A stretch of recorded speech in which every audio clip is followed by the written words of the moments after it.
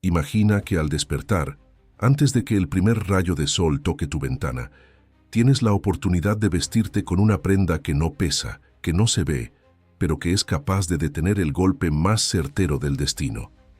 En este mundo frenético, nos han enseñado a protegernos de lo externo. Usamos alarmas en los coches, seguros de vida y cerrojos en las puertas, pero descuidamos la entrada más vulnerable de nuestra existencia, la mente. La armadura invisible no es un concepto místico alejado de la realidad, sino una necesidad mecánica para sobrevivir al contagio emocional que flota en el aire de nuestras ciudades y oficinas. Un sabio entiende que el verdadero peligro no es un tropiezo físico, sino la filtración de palabras que hieren y pensamientos que destruyen la arquitectura de tu paz interior, esos que se instalan como parásitos en tu voluntad. Ojo con esto, porque si no blindas tu espíritu, terminas viviendo una vida que no es tuya, reaccionando a los miedos de los demás y cargando con maletas de amargura que ni siquiera te pertenecen.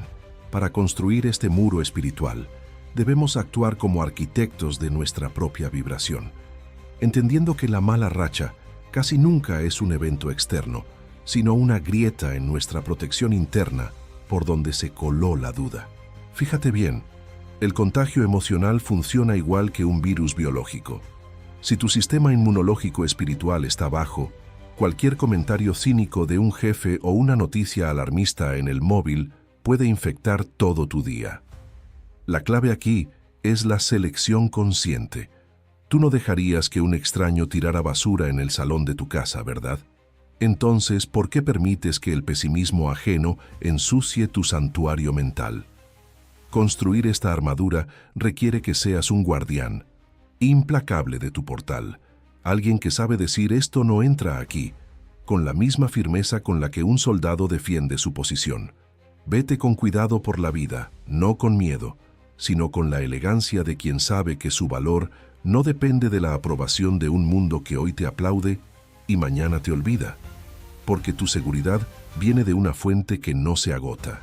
Personalmente, he descubierto que los momentos de mayor crisis en mi vida no fueron causados por la falta de dinero o salud, sino por haber permitido que el ruido del mundo apagara la voz de mi intuición divina. Recuerdo una época donde cada crítica me calaba hasta los huesos, simplemente porque mi armadura estaba llena de agujeros hechos por la necesidad de encajar. Aprendí a base de golpes que la verdadera libertad empieza cuando dejas de ser un espejo de las frustraciones de los demás. Para fortalecer este blindaje, te recomiendo encarecidamente la lectura de El hombre en busca de sentido, de Viktor Frankl, donde descubrirás que incluso en el dolor más extremo, el hombre puede mantener una armadura de dignidad si decide qué actitud tomar ante la vida. Como ejercicio práctico, mañana al levantarte, antes de mirar cualquier pantalla, declara 3 verdades sobre tu identidad. Soy paz, soy fortaleza, soy guiado. Esto crea una capa de teflón espiritual donde los dardos de la envidia o el estrés simplemente resbalan. Al final, lo que realmente importa es que tu estructura interna sea de acero inolvidable, aunque por fuera camines con la suavidad de la seda, preparándote para cuando el camino se ponga borroso y necesites algo más que tus propios ojos para ver. A veces, querido amigo, nos empeñamos en ser los conductores obsesivos de nuestra propia existencia, apretando el volante con una fuerza tal que los nudillos se nos ponen blancos por el puro estrés de querer controlarlo todo. Basándonos en la sabiduría eterna de Proverbios 3:5-6, un mentor entiende que nuestra famosa prudencia suele ser un mapa amarillento y anticuado frente a un territorio espiritual que cambia bajo leyes que no siempre comprendemos con la razón. Querer ayudar a Dios con planes forzados, cronogramas rígidos y una lógica humana limitada es como intentar empujar un río con las manos. Te agotas, te frustras y al final del día no logras que el agua corra ni un centímetro más rápido. Solo pierdes la paz que por derecho divino te pertenece. La gran paradoja de la vida es que avanzamos más rápido cuando soltamos el pedal del yo puedo solo y permitimos que una inteligencia superior tome el mando del navegador porque, ojo, nuestra vista solo alcanza hasta la siguiente curva, pero su GPS ve el mapa completo, incluyendo los derrumbes que aún no han sucedido. Recalcular la ruta no es, bajo ninguna circunstancia, una señal de fracaso o de debilidad, sino el acto más alto de una inteligencia espiritual que reconoce que el camino más corto no siempre es el más seguro. Fíjate bien en esto. Cuando el panorama se pone incierto ante tus ojos y sientes que la niebla del futuro no te deja dar el siguiente paso, es exactamente el momento de soltar tu propio juicio y activar la guía divina que siempre tiene un atajo de paz, aunque de entrada parezca un desvío extraño. Si te encuentras hoy en un callejón que parece no tener salida, ya sea en un negocio que no arranca o en una relación que se estancó, no te desesperes pensando que te has perdido. A veces ese muro frente a ti es la protección necesaria que el cielo puso para evitar que caigas en un precipicio emocional que tu ambición no te dejó ver. Vete con cuidado con las certezas absolutas, porque la fe no es saber exactamente a dónde vas, sino caminar con la seguridad de que quien te guía sabe perfectamente cómo llevarte a puerto seguro, incluso cuando la brújula humana parece haberse vuelto loca. Personalmente, me ha pasado en más de una ocasión que una puerta que se cerró de golpe en mi cara, dejándome con el corazón roto y los planes por el suelo, terminó siendo mi mayor bendición disfrazada de tragedia. En aquel momento me quejé, pataleé y cuestioné al destino, solo para descubrir años después que si hubiera cruzado esa puerta, me habría alejado de mi verdadero propósito por décadas. Para profundizar en esta rendición inteligente, te recomiendo estudiar La Cuarta Dimensión de David Yonggi Cho, un libro que te enseñará cómo la visión del espíritu opera sobre realidades que la lógica física tacha de imposibles. Como ejercicio práctico de recalculación, hoy mismo, toma esa preocupación que te quita el sueño y escríbela en un papel. Luego, cierra los ojos y di con honestidad: suelto mi plan y acepto el tuyo. Al hacerlo, inviertes en la moneda más estable del universo, la confianza radical. Al final del día, cuando aprendes a descansar en que la ruta está trazada por alguien que te ama, dejas de pelear con el viento y empiezas a usarlo a tu favor, preparándote para cuando el agotamiento intente tocar tu puerta antes del amanecer. Dime si no te ha pasado, querido amigo, que abres los ojos y antes incluso de que tus pies toquen el suelo frío, ya sientes el peso de un camión sobre tus hombros. Es ese agotamiento antes del amanecer, una fatiga que no se cura con 8 horas de sueño, porque no nace en los músculos, sino en los laberintos de una mente que no para de rumiar problemas. En este siglo de la prisa, nos han vendido la idea de que estar ocupado es sinónimo de ser exitoso. Pero un sabio sabe que un espíritu exhausto es una presa fácil para la ansiedad matinal y el temido burnout. El guión de tu vida no debería empezar con un suspiro de derrota, sino con una renovación de fuerzas basada en esa promesa de Isaías 41:10. No temas, que yo estoy contigo. Ojo con esto, porque si permites que la agenda dicte tu estado de ánimo antes que la oración, estás entregando las llaves de tu castillo al enemigo sin siquiera dar pelea. Y eso, vete con cuidado, es una receta segura para el desastre emocional. Para vencer este cansancio que parece pegado al alma, debemos entender que la oración no es un rito religioso aburrido, sino un combustible de alto octanaje, que se debe cargar antes de la primera taza de café. Fíjate bien en la analogía. Intentar vivir un día moderno sin blindar la mente al despertar es como querer cruzar un desierto con el tanque en reserva. Te quedarás tirado a mitad de camino, frustrado y con el motor fundido. El cansancio mental surge cuando intentamos cargar el mañana en el hoy, llenando nuestra mochila con supuestos que quizás nunca ocurran. Un mentor te diría que la verdadera productividad no nace del esfuerzo bruto, sino de la claridad espiritual. Cuando tu interior está en orden, el caos externo se vuelve manejable. No te dejes engañar por la falsa urgencia de los correos electrónicos o las notificaciones de WhatsApp apenas sale el sol. Lo primero es lo primero, y lo primero es asegurar que tu centro está conectado con la fuente de toda energía, para que la mala racha no encuentre dónde anclarse. Personalmente, hubo una época en mi carrera donde me despertaba con taquicardia, repasando una lista interminable de pendientes que me robaban el aliento antes del desayuno.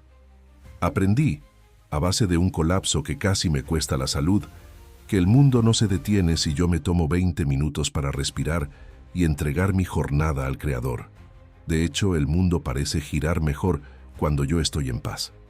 Para profundizar en esta gestión del alma, te sugiero leer El camino de la sencillez espiritual de San Francisco de Sales o Piense y hágase rico de Napoleon Hill, que aunque parezca de negocios, enseña la importancia de la autosugestión positiva y la fe.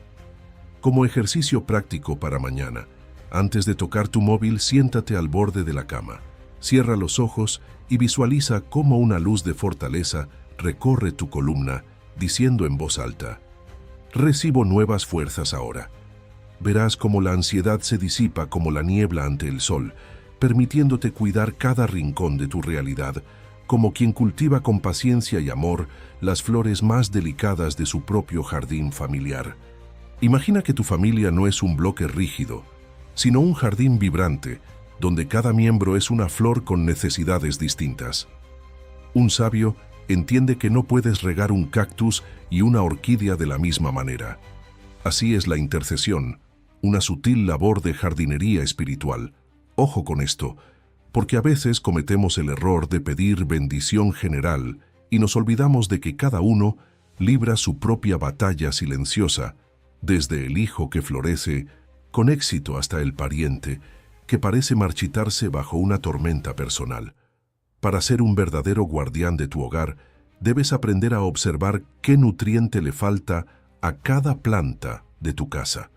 Fíjate bien, si tienes a alguien en la familia pasando por una enfermedad, tu oración debe ser el agua que refresca su fiebre. Si hay alguien con dudas sobre su futuro, tu fe debe ser el abono que fortalezca sus raíces. No se trata de controlar sus vidas, sino de crear un microclima de paz, donde todos puedan crecer sin miedo, porque la mala racha huye de los hogares donde se cultiva la unidad con paciencia y no con exigencias. Personalmente, he visto cómo un hogar dividido se restaura cuando uno de sus miembros decide dejar de juzgar y empieza a regar con palabras de afirmación y oraciones específicas. Te sugiero leer El poder de los padres que oran, de Stormy Omartian, un libro que te dará herramientas prácticas para interceder con precisión quirúrgica. Como ejercicio esta semana, elige a un miembro de tu familia que esté seco emocionalmente y en lugar de darle un sermón, dedica 3 minutos al día a pedir luz para su camino. Verás que cuando cuidas el jardín del prójimo, el tuyo empieza a oler a flores frescas, dándote la autoridad moral para bendecir incluso a los que te cruzas en el ruido del mundo. Mira, querido amigo, que no hay prueba más grande para un sabio que mantener la compostura cuando un conductor se te cruza sin avisar o cuando un colega intenta llevarse el crédito de tu esfuerzo. Aplicar Mateo 5:44 no es un acto de debilidad, sino una estrategia de guerra espiritual de alto nivel. Bendecir a quien te irrita es cortarle el suministro de energía al conflicto. Ojo con esto, porque si respondes con la misma moneda de ira, te vuelves esclavo de la baja vibración del otro. Y vete con cuidado, porque el odio es un veneno que tú te tomas esperando que el otro se muera. Para liberar tu propia paz, debes ver a esa persona difícil no como un villano de película, sino como alguien que carga una mochila de dolor que no sabe gestionar. Fíjate bien, cuando lanzas una bendición silenciosa en medio de un atasco monumental, estás limpiando tu propio parabrisas emocional para que la mala racha no empañe tu juicio. No se trata de ser un felpudo, sino de ser un roble. El roble no se mueve porque un gorrión le grite, simplemente sigue siendo roble, firme y sereno ante la tempestad ajena. Personalmente, descubrí que mi rendimiento en el trabajo se duplicó cuando dejé de rumiar las injusticias de mis superiores y empecé a desearles sabiduría en mis adentros. Mi paz dejó de depender de sus humores. Te recomiendo leer El arte de la guerra de Sun Tzu, pero interpretado desde la mansedumbre. La mejor batalla es la que ganas sin desenvainar la espada de la lengua. Como ejercicio práctico, la próxima vez que alguien te falte al respeto, respira hondo y di mentalmente: te deseo la paz que te falta. Verás cómo tu autoridad interna crece mientras dejas un legado de fe que otros querrán seguir. Mira, querido amigo, que un sabio no planta un árbol para disfrutar de su sombra hoy, sino para que sus nietos tengan un refugio mañana. Basándonos en Josué 24:15, la oración en el hogar no debe ser un botón de pánico que solo pulsamos en emergencias, sino el cimiento de piedra sobre el cual se edifica una estirpe. Ojo con esto, porque si tus hijos solo te ven orar cuando falta el dinero o hay enfermedad, les estás enseñando una fe de mendigo y no una fe de heredero. Y vete con cuidado, porque el ejemplo grita más fuerte que cualquier sermón dominical. Para construir un legado que trascienda los años, debes entender que cada palabra de bendición que lanzas sobre tu mesa es una semilla de identidad para los que vendrán. Fíjate bien, cuando declaras que en esta casa servimos al Señor, estás trazando una línea en la arena que protege a tu descendencia de la mala racha del mundo cínico. No se trata de imponer dogmas aburridos, sino de contagiar una forma de vivir donde la paz es el lenguaje oficial y la integridad es la moneda de cambio, creando una atmósfera que sea imposible de ignorar. Personalmente, recuerdo que las oraciones silenciosas de mi abuela fueron el paracaídas que me salvó en mis años de rebeldía, aunque en ese entonces yo ni me enteraba. Te sugiero leer Los 7 hábitos de las familias altamente efectivas, de Stephen Covey, pero aplicándole el filtro espiritual de la intercesión diaria como hábito número 1. Como ejercicio práctico, hoy antes de dormir, entra al cuarto de tus hijos o mira una foto de tus seres queridos y di: tu camino está bendecido por generaciones. Así estarás bajando el volumen al ruido del mundo para escuchar la verdadera dirección. Mira, querido amigo, que vivimos en la era de la infoxicación, donde el ruido de las notificaciones y las opiniones ajenas saturan nuestra frecuencia espiritual. Un sabio sabe que para escuchar la dirección del Espíritu Santo, primero hay que aprender a bajarle el volumen al mundo exterior, pues Dios rara vez grita, Él suele susurrar en la calma. Ojo con esto, porque si tu mente está llena de ecos de redes sociales y dramas de oficina, vete con cuidado, que terminarás confundiendo tus propios miedos con la voluntad divina y dando pasos en falso. Para desarrollar una audición espiritual fina, debes crear zonas de silencio en tu rutina diaria, como si fueran oasis en medio del desierto del ruido cotidiano. Fíjate bien, no se trata solo de apagar el móvil, sino de acallar el juicio interno que siempre está opinando sobre todo. Cuando logras ese vacío, la claridad aparece como por arte de magia. No permitas que la mala racha del pesimismo colectivo se instale en tus oídos, ya que la fe entra por el oír, pero también se escapa por escuchar lo que no edifica tu propósito ni tu paz. Personalmente, descubrí que mis mejores decisiones de negocio y de vida no nacieron de un análisis lógico agotador, sino de esos minutos de quietud total frente a una ventana, sin música ni distracciones. Te sugiero leer El poder del silencio del cardenal Sara, un libro que te enseñará que la mayor fuerza de un líder no está en sus palabras, sino en su capacidad de escucha profunda. Como ejercicio práctico hoy, apaga la radio del coche o quítate los cascos mientras caminas al trabajo durante 10 minutos y simplemente pregunta, ¿qué dirección debo tomar hoy? Verás cómo la diestra de la justicia empieza a sostenerte de una forma que nunca imaginaste. Mira, querido amigo, que hay momentos en la vida donde las puertas parecen cerrarse con candados de acero y el bolsillo se siente más ligero de lo que quisiéramos. Un sabio no se deja engañar por el saldo de una cuenta bancaria, porque sabe que su verdadero respaldo es la diestra de la justicia divina. esa mano que sostiene el universo y que no conoce la palabra, quiebra. Ojo con esto, porque el miedo a la escasez es una trampa mental que te hace tomar decisiones desesperadas. Vete con cuidado, que la ansiedad es una mala consejera que nubla tu visión estratégica y te impide ver los caminos que se abren en el desierto. Para mantener la dignidad y la fe cuando los recursos flaquean, debes actuar con la mentalidad de un administrador del reino y no como una víctima de las circunstancias. Fíjate, bien, la abundancia no es algo que consigues, es un estado de confianza que reflejas. Si caminas con la cabeza baja, te pierdes las oportunidades que pasan por encima de tu hombro. No permitas que la mala racha del desempleo o las deudas definan quién eres, pues tú eres un hijo del dueño del oro y la plata, y su especialidad es multiplicar lo poco cuando hay gratitud en el corazón.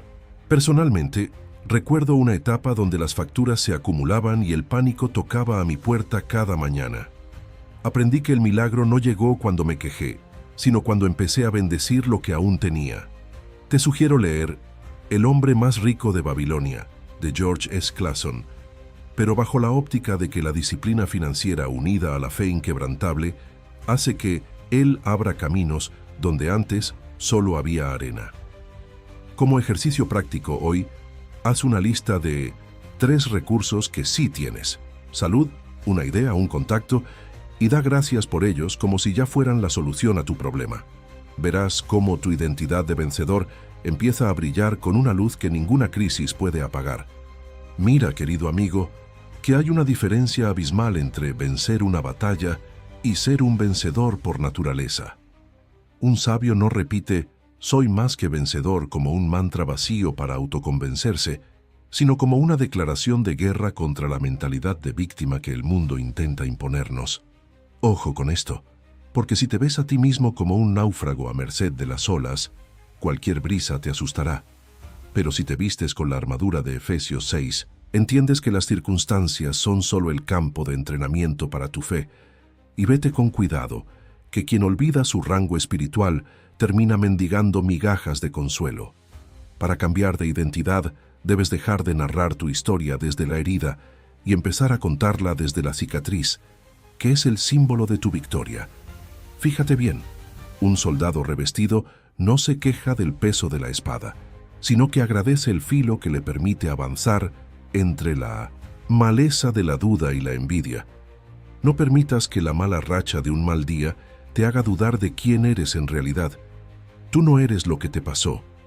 Tú eres lo que Dios dice que eres. Una autoridad establecida para gobernar sobre tus miedos y no para ser gobernado por ellos.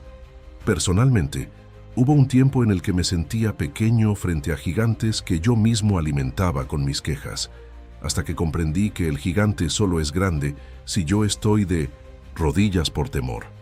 Te sugiero leer El caballero de la armadura oxidada de Robert Fisher, un libro que te enseñará a quitarte las capas de falsas identidades para brillar con tu luz verdadera. Como ejercicio práctico hoy, párate frente al espejo, mírate a los ojos y di con firmeza: hoy no sobrevivo, hoy gobierno mi paz. Verás cómo tu postura cambia y tu espíritu se prepara para usar la gratitud como la estrategia definitiva. Mira, querido amigo, que un sabio no espera a que salga el sol para dar gracias por la luz. Él agradece mientras todavía está oscuro, porque sabe que el amanecer es una ley inevitable.